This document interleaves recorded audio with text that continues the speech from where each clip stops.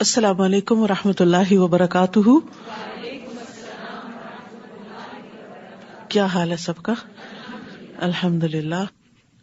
نحمده ونصلی علی رسولہ الکریم. اما بعد فاعوذ باللہ من الشیطان الرجیم. بسم اللہ الرحمن الرحیم. رب اشرح لی صدری ویسر لی امری واحلل عقدۃ من لسانی یفقہوا قولی.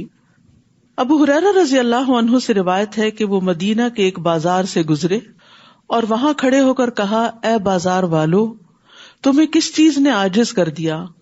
انہوں نے کہا، اے ابو ہریرہ کیا بات ہے؟ کہا، وہاں رسول اللہ صلی اللہ علیہ وسلم کی میراث تقسیم ہو رہی ہے اور تم یہاں ہو، اور وہاں جا کر اس میں سے اپنا حصہ کیوں نہیں لیتے؟ انہوں نے کہا، کہاں؟ کہا، مسجد میں. تو لوگ تیزی سے ادھر گئے مسجد کی طرف. ابو ہریرہ نے وہیں ٹھہر کر ان کے واپس آنے کا انتظار کیا، یہاں تک کہ جب وہ آئے تو ان سے پوچھا، تمہیں کیا ہوا؟ انہوں نے کہا، اے ابو ہریرہ، ہم مسجد میں گئے تھے تو ہم اس میں داخل ہوئے، وہاں تو ہم نے کچھ بھی تقسیم ہوتے ہوئے نہیں دیکھا. ابو ہریرہ نے ان سے کہا، پھر تم نے مسجد میں کچھ دیکھا بھی ہے؟ انہوں نے کہا، ہاں، وہاں ہم نے دیکھا کچھ لوگ نماز پڑھ رہے ہیں، کچھ قرآن پڑھ رہے ہیں، کچھ لوگ حلال و حرام کا ذکر کر رہے ہیں.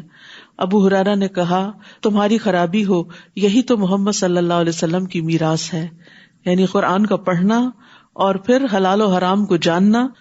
تو اللہ سبحانہ و تعالیٰ سے دعا ہے کہ ہمیں انبیاء کے اور خاص طور پر نبی صلی اللہ علیہ وسلم کے اس ورثے میں وافر حصہ عطا فرمائے. چھٹا پارہ. اعوذ باللہ من الشیطان الرجیم. بسم اللہ الرحمن الرحیم.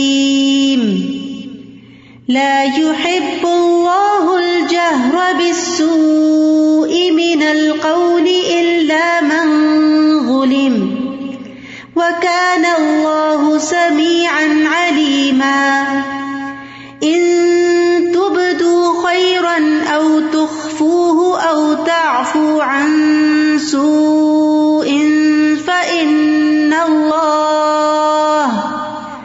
فإن اللہ کان عفوا قدیرا. شروع کرتی ہوں اللہ کے نام سے جو بے انتہا مہربان نہایت رحم فرمانے والا ہے. لا يحب اللہ الجہر بالسوء من القول الا من ظلم وکان اللہ سمیعا علیما. اللہ بری بات کے ساتھ آواز بلند کرنے کو پسند نہیں کرتا مگر جس پر ظلم کیا گیا ہو، اور اللہ خوب سننے والا، خوب جاننے والا ہے. اللہ سبحانہ تعالیٰ برائی سے نفرت کرتا ہے، وہ برائی کیسی بھی ہو، خواہ وہ سوچ کی ہو، خواہ وہ عمل کی ہو، خواہ وہ قول میں ہو. یہاں خاص طور پر بری باتیں بلند آواز سے کرنا اور ان کو عام کرنا، ان کو نشر کرنا، ان کا اعلان کرنا اللہ سبحانہ تعالیٰ کو پسند نہیں. ہاں، ایک صورت ہے کہ اگر کسی پر ظلم کیا گیا ہو تو وہ ظالم کے خلاف اپنے جذبات کا اظہار کر سکتا ہے، اپنے ظلم کا ذکر کر سکتا ہے تاکہ وہ ظلم کے خلاف دوسرے کی مدد لے سکے. تو اللہ سبحانہ تعالیٰ نے مظلوم کو بری بات کے اظہار کی رخصت دی ہے تاکہ وہ اپنا غصہ ٹھنڈا کر لے اور اپنے ظلم کو اپنے سے دور کر سکے. اسی طرح صاحب حق کو بات کرنے کی اجازت ہے. ابو ہریرہ رضی اللہ عنہ سے مروی ہے کہ ایک شخص نبی صلی اللہ علیہ وسلم سے اپنے قرض کا تقاضا کرنے آیا اور سخت گفتگو کرنے لگا.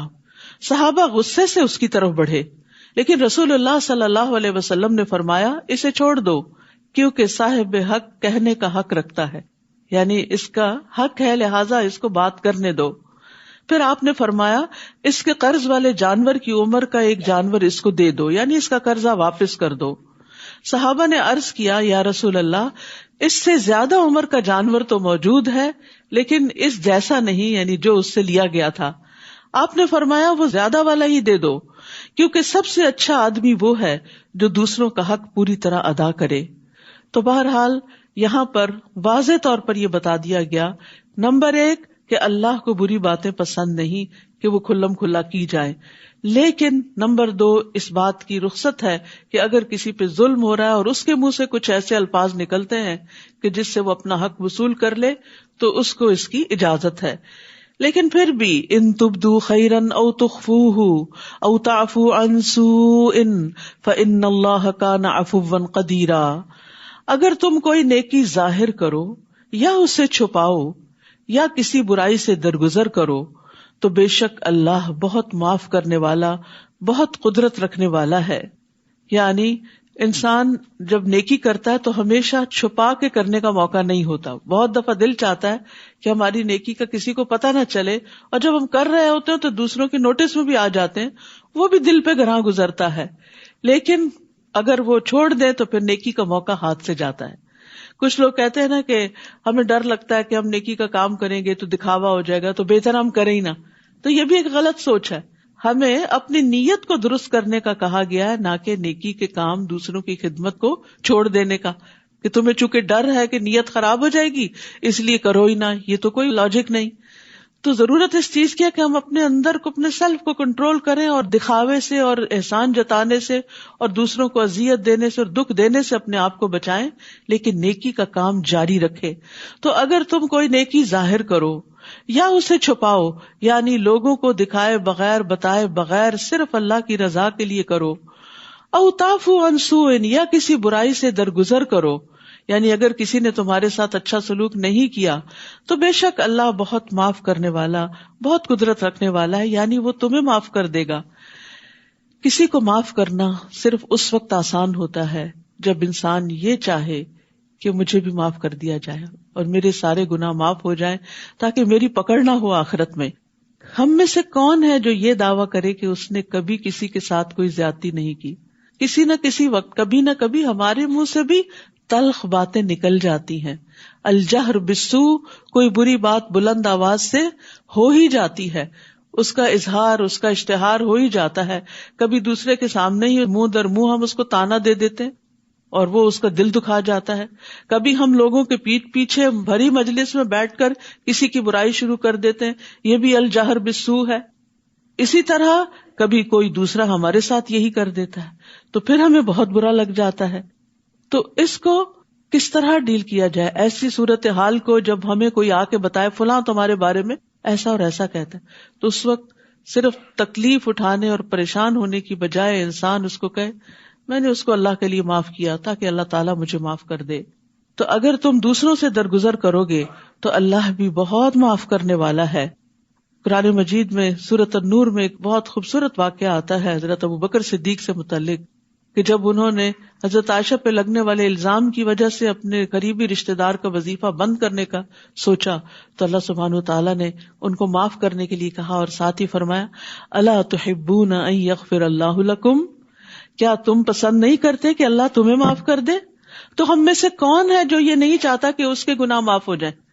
اور اگر ہم چاہتے ہیں کہ ہمارے گناہ معاف ہو جائیں تو صرف استغفر اللہ کرنے سے بات نہیں بنے گی. ہمارے اندر اتنی وسعت ہونی چاہیے کہ ہم بھی دوسروں کو معاف کر سکیں تاکہ اللہ تعالیٰ ہمیں معاف کر دے. حضرت علی رضی اللہ عنہ سے مروی ہے، وہ کہتے ہیں ہم نے رسول اللہ صلی اللہ علیہ وسلم کی تلوار کے دستے میں یہ لکھا ہوا پایا کہ جو تم پر ظلم کرے اس سے درگزر کرو. جو تم پہ ظلم کرے اس سے درگزر کرو، یعنی چھوٹی موٹی بات ہو جاتی ہے چھوڑ دو اس کو، کیونکہ اگر تم جواباً کوئی کارروائی کرو گے تو دوسرا اس سے بڑا کوئی فساد کرے گا اور پھر معاملہ بہت بڑھ جائے گا. یعنی بہت سی تکلیف دہ باتیں جو ہیں ان کو صرف اگنور کرنے سے وہ کم ہو جاتی ہیں، ختم ہو جاتی ہیں. لیکن اس کا یہ مطلب نہیں کہ انسان ظلم سہتا ہی چلا جائے، لیکن ظلم کو دور کرنے کے لیے ظالمانہ رویہ اختیار نہ کرے، برا طریقہ اختیار نہ کرے، احسن تدبیر کے ساتھ اس کو اپنے سے دور کرے. فرمایا رشتہ توڑنے والے سے رشتہ جوڑو. ٹھیک ہے کوئی ریلیشن شپ ون سائیڈڈ نہیں ہوتا، لیکن کسی کو تو جوڑنے کے لیے ہاتھ بڑھانا ہی پڑتا ہے. جب دو چیزیں آپس میں ٹوٹ جاتی ہیں، کبھی آپ نے ٹوٹی ہوئی پیالی جوڑی ہوگی یا کوئی برتن یا کوئی پلیٹ، تو جب آپ جوڑتے ہیں تو دونوں کو ایک دوسرے کے قریب لاتے ہیں. بعض اوقات ایک چیز بڑی بھاری ہوتی ہے وہ قریب نہیں آتی، تو آپ کیا کرتے ہیں جو چھوٹی ہوتی ہے اس کو بڑی کے پاس لے جا کے اس کو جوڑ دیتے ہیں. تو اسی طرح کبھی ہم چھوٹے بھی بن جائیں تو کوئی بات نہیں، عزت کس کے پاس ہے؟ اور بڑائی کس کی ہے اصل میں؟ اللہ رب العزت کی ہے. ہم تو معمولی انسان ہیں، تو اس لیے کبھی یہ نہیں سوچنا چاہیے کہ اس سے تو میں چھوٹی ہو جاؤں گی یا میری شان میں کمی آ جائے گی. کوئی بات نہیں، کبھی جھک جائیں، ہلکے ہو جائیں اور جا کر دوسرے سے جڑ جائیں، اور آپ دیکھیں گے کہ دوسرا بھی پھر مسکرا پڑتا ہے. کبھی ہسبینڈ وائف میں بھی ایسا ہوتا ہے، کبھی بچوں کے ساتھ بھی، دونوں ایک دوسرے سے خفا ہو کے الگ الگ ہو جاتے ہیں، واپس آتے ہیں، ایک ان میں سے آگے بڑھتا ہے، مسکراتا ہے، سلام کرتے تو دوسرا ہنس پڑتا ہے، وہ معاملہ ختم ہو جاتا ہے. لیکن اگر دونوں ہی ضد پر اڑے رہیں، جمے رہیں، معاف نہ کریں، درگزر نہ کریں، تو پھر بعض اوقات ہمیشہ کے لیے الگ ہو جاتے ہیں. فرمایا جو تمہارے ساتھ برا کرے اس کے ساتھ احسان کرو، اور یہ بڑے دل والوں کا کام ہے، جس کو اللہ توفیق دے وہی کر سکتا ہے. اور حق بات کرو اگرچہ وہ تمہارے نفس کے خلاف ہی کیوں نہ ہو، اپنے خلاف کیوں نہ جاتی ہو، وہ بات کر ڈالو.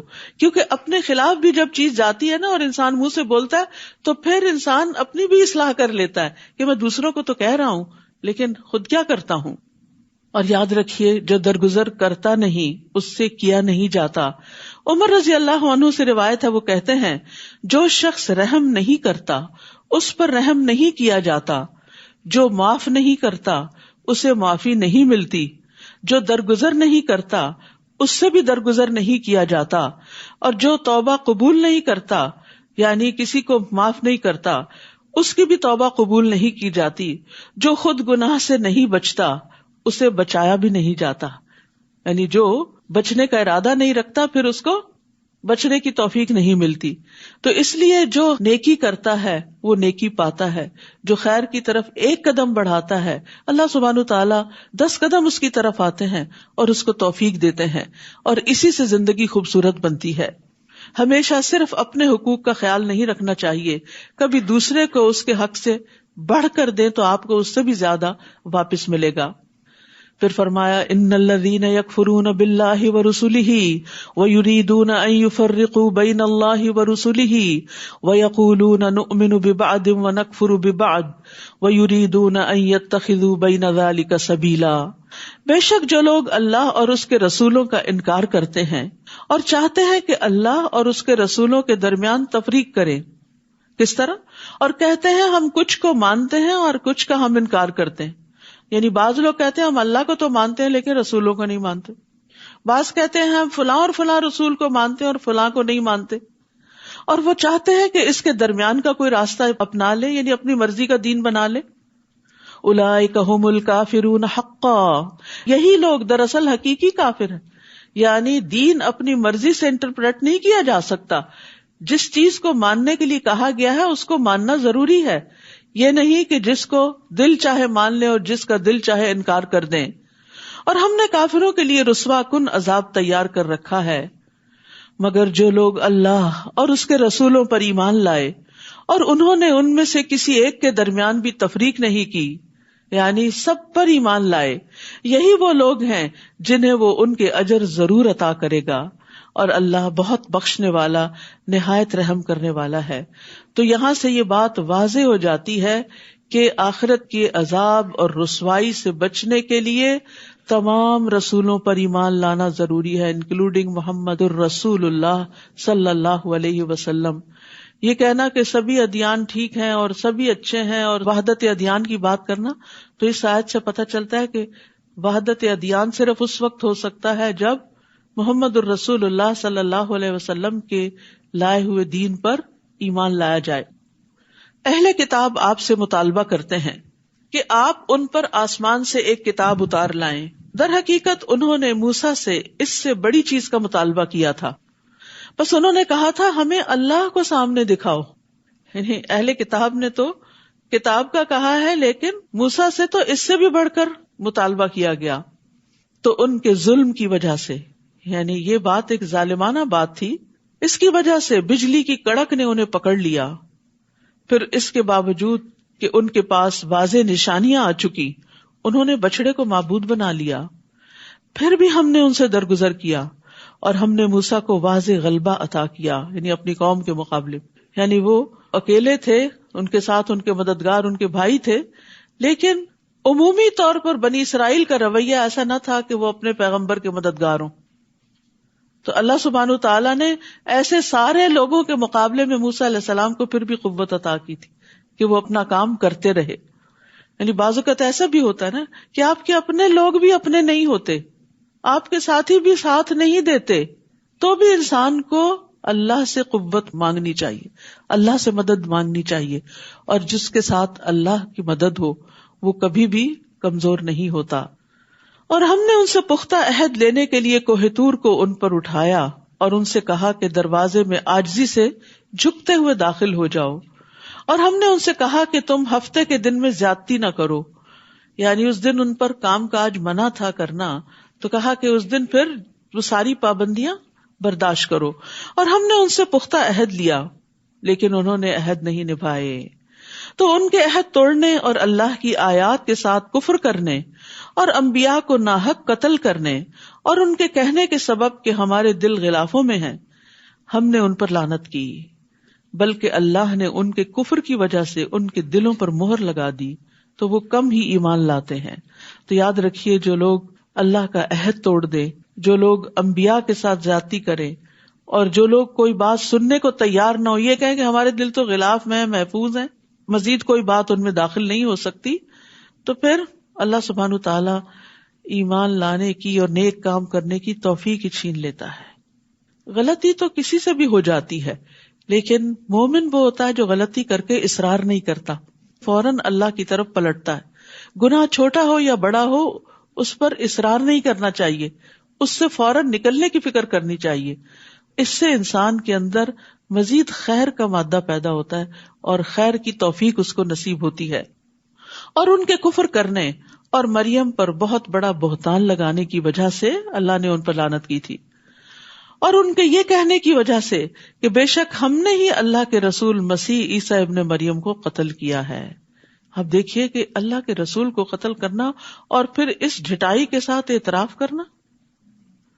افسوس کہ جیسے آج کل مسلمانوں کے اندر بھی بعض لوگ بڑی بڑی تقریب کاری کر کے پھر بڑے فخر سے کہتے ہیں ہم نے کی، تو یہ کوئی خیر اور بھلائی کا کام نہیں. یہ محمد صلی اللہ علیہ وسلم کی سنت پر چلنا نہیں کہ انسان بے گناہوں اور معصوم لوگوں کی جان لے اور بے وجہ ان کو قتل کر ڈالے اور پھر فخر سے اس کا اظہار بھی کرے. تو بنی اسرائیل نے بھی اسی قسم کے فخر کا اظہار کیا. تو اللہ سبحانہ وتعالیٰ فرماتے ہیں حالانکہ انہوں نے اسے قتل نہیں کیا اور نہ اسے سولی پر چڑھایا، بلکہ یہ معاملہ ان پر مشتبہ بنا دیا گیا تھا. روایات میں یہ آتا ہے کہ جب عیسیٰ علیہ السلام کو بنی اسرائیل کی سازشوں کا علم ہوا اور پتہ چلا کہ اب آخری وقت آ گیا ہے، یہ مجھے مار ہی ڈالیں گے، تو انہوں نے اپنے حواریوں میں سے جو 12 یا 17 بتائے جاتے ہیں کہا کہ کون میری جگہ قتل ہونے کو تیار ہے کہ اللہ تعالیٰ میری صورت اس پہ ڈال دے گا. تو ایک حواری تیار ہوا اور عیسیٰ علیہ السلام کو اللہ تعالیٰ نے آسمان پہ اٹھا لیا اور وہ شخص عیسیٰ علیہ السلام کی شکل میں پکڑا گیا اور مارا گیا. تو اسی لیے اللہ تعالیٰ فرماتے ہیں بلکہ معاملہ ان پہ مشتبہ بنا دیا گیا. لیکن یہ بات قرآن کی روح سے یقینی ہے کہ عیسیٰ علیہ السلام کو نہ قتل کیا گیا تھا نہ سولی پہ چڑھایا گیا تھا. دوسری جگہ پر آتا ہے بل رفعہ اللہ الیہ، اللہ نے اس کو اپنی طرف اٹھا لیا. اور یہاں فرمایا بلکہ یہ معاملہ ان پر مشتبہ بنا دیا گیا تھا، اور بے شک جنہوں نے اس میں اختلاف کیا ہے یقیناً وہ اس کے بارے میں شک میں پڑے ہوئے ہیں. وہ خود بھی تسلی میں نہیں ہے کہ معاملہ کیا ہوا، انہیں اس کے بارے میں کوئی علم نہیں سوائے گمان کی پیروی کرنے کے، اور انہوں نے اسے یقینی طور پر قتل نہیں کیا بلکہ اللہ نے اسے اپنی طرف اٹھا لیا. اور اللہ بہت زبردست خوب حکمت والا ہے، یعنی اس کے لیے کوئی کام بھی مشکل نہیں، وہ غالب ہے. اور یہاں اللہ کی صفت عزیز استعمال ہوئی ہے جس کا ایک معنی ہے عزت دینے والا، یعنی اللہ اپنے دوستوں کو، اپنے پیغمبروں کو عزت دینے والا ہے اور بہت حکمت والا ہے. اور اہل کتاب میں سے کوئی بھی ایسا نہیں جو اپنی موت سے قبل اس پر ضرور ایمان نہ لائے گا، اور قیامت کے دن وہ ان پر گواہ ہوگا. تو اس سے یہ پتہ چلتا ہے کہ عیسیٰ علیہ السلام پر ایمان لے آئیں گے اہل کتاب قبل موتی ہی سے مراد عیسیٰ علیہ السلام کی وفات، کیونکہ عیسیٰ علیہ السلام دوبارہ دنیا میں آئیں گے اور طبعی موت سے فوت ہوں گے اور پھر اس کے بعد قیامت کے دن دوبارہ اٹھائے جائیں گے.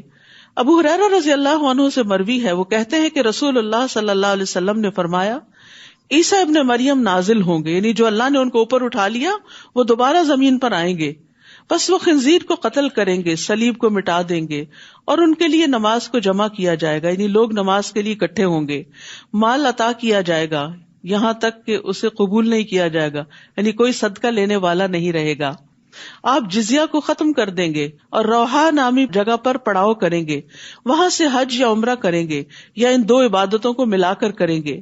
پھر ابو ہریرہ رضی اللہ عنہ نے اسی آیت کی تلاوت کی جس کا مطلب ہے اور اہل کتاب میں سے کوئی نہیں مگر اس کی موت یعنی عیسیٰ علیہ السلام کی موت سے پہلے اس پر ضرور ایمان لائے گا اور وہ قیامت کے دن ان پر گواہ ہوں گے۔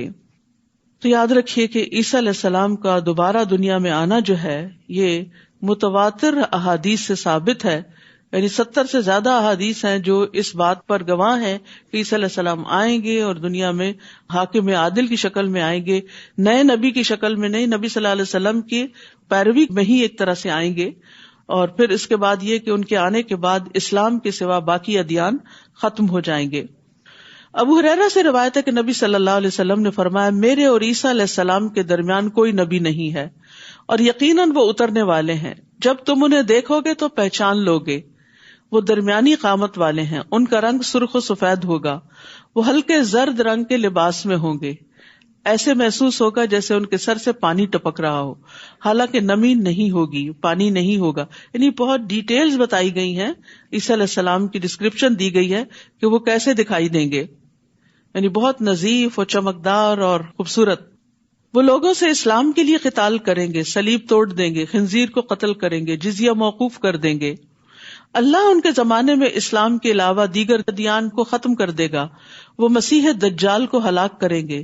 عیسیٰ علیہ السلام زمین میں 40 سال رہیں گے، پھر ان کی وفات ہوگی اور مسلمان ان کا جنازہ پڑھیں گے۔ یہ سنن نبی داؤد کی روایت ہے، اور پچھلی حدیث جو تھی وہ مسند احمد کی تھی۔ یعنی اتنی واضح روایات، اور بھی اس میں بہت ڈیٹیلز ہیں۔ یاجوج ماجوج بھی انہی کے دور میں نکلیں گے، پھر آپ ہی کی دعا کی وجہ سے ان کا خاتمہ ہوگا، تو وہ قیامت کی نشانیوں میں سے ایک نشانی بھی ہے۔ فَبِظُلْمٍ مِّنَ الَّذِينَ هَادُوا حَرَّمْنَا عَلَيْهِمْ طَيِّبَاتٍ أُحِلَّتْ لَهُمْ وَبِصَدِّهِمْ عَن سَبِيلِ اللَّهِ كَثِيرًا۔ پھر جو یہودی بن گئے ان کے ظلم کی وجہ سے اور اکثر لوگوں کو اللہ کے راستے سے روکنے کی وجہ سے ہم نے ان پر حلال کی گئی پاکیزہ چیزیں حرام کر دیں۔ یعنی بعض اوقات اللہ تعالی گناہوں کی سزا دنیا میں ہی دیتا ہے اور نعمتوں سے محروم کر دیتا ہے۔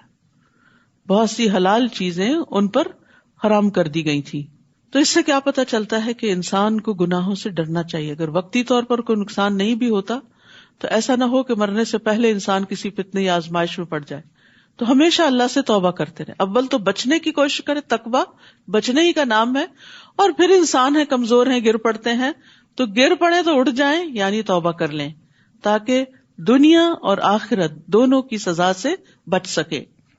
اور ان کے سود لینے کی وجہ سے بھی، جبکہ وہ لازماً اس سے روکے گئے تھے، اور ان کے لوگوں کے مال باطل طریقے سے کھانے کی وجہ سے بھی، اور ان میں سے جو انکار کرنے والے ہیں ان کے لیے ہم نے دردناک عذاب تیار کر رکھا ہے۔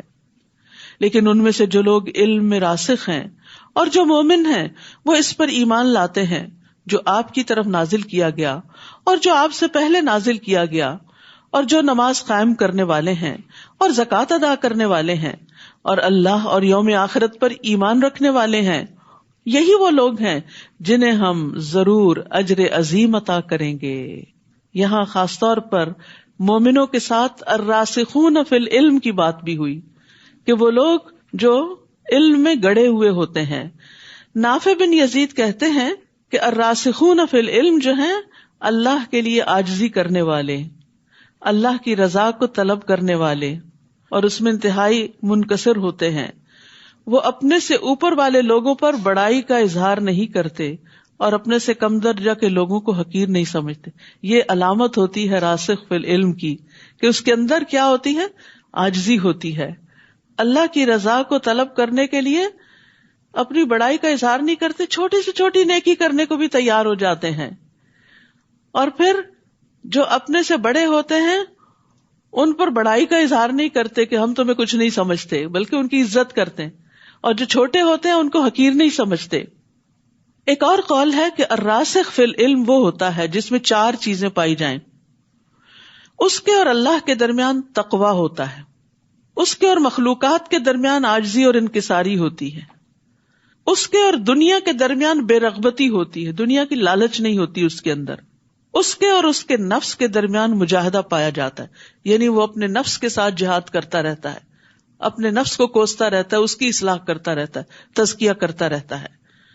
تو علم تو بہت سے لوگ حاصل کرتے ہیں، لیکن علم میں مضبوطی، علم میں پختگی اور علم کی شان چند ہی لوگوں میں نظر آتی ہے، اور وہ عمل سے دکھائی دیتی ہے.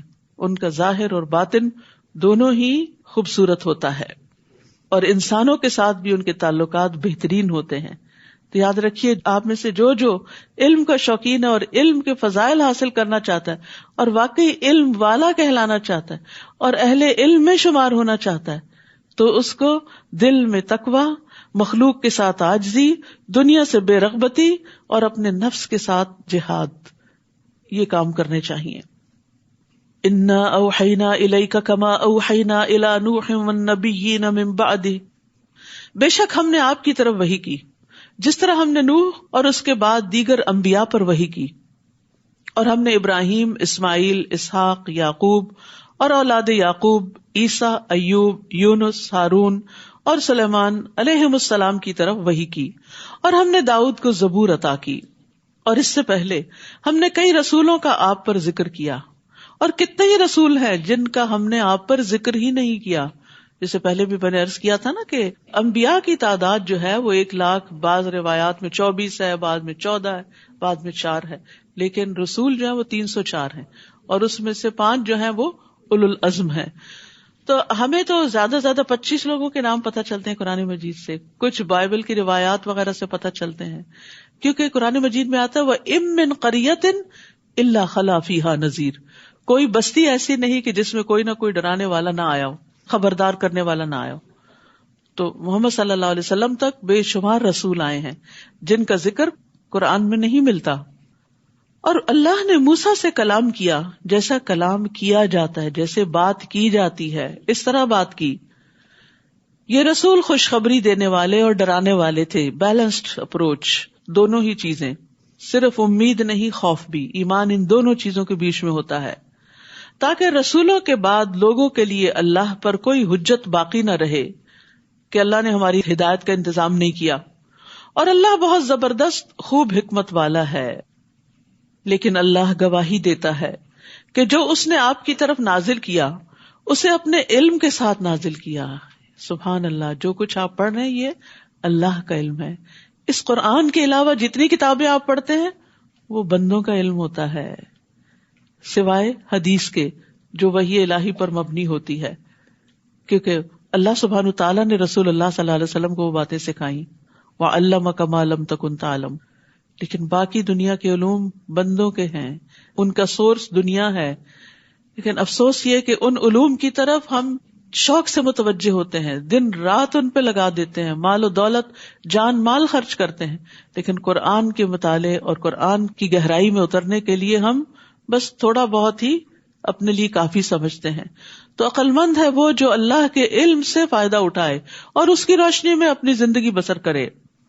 اور فرشتے بھی گواہی دیتے ہیں، اللہ بھی گواہی دیتا ہے اور فرشتے بھی گواہی دیتے ہیں، اور کافی ہے اللہ گواہ کہ یہ قرآن یا وحی جو ہے نبی صلی اللہ علیہ وسلم کی طرف وہ اللہ کا علم ہے. عطا فرماتے ہیں کہ جب ہم میں سے کوئی قرآن سیکھ جاتا تو ابو عبد الرحمن السلمی فرماتے، تم نے اللہ کا علم لے لیا ہے اور تم میں سے افضل وہی ہو سکتا ہے جو اس پر عمل کرے. یعنی کامیاب تو پھر وہی ہے جو اللہ کے علم کو اپنی زندگی میں اپنا لے.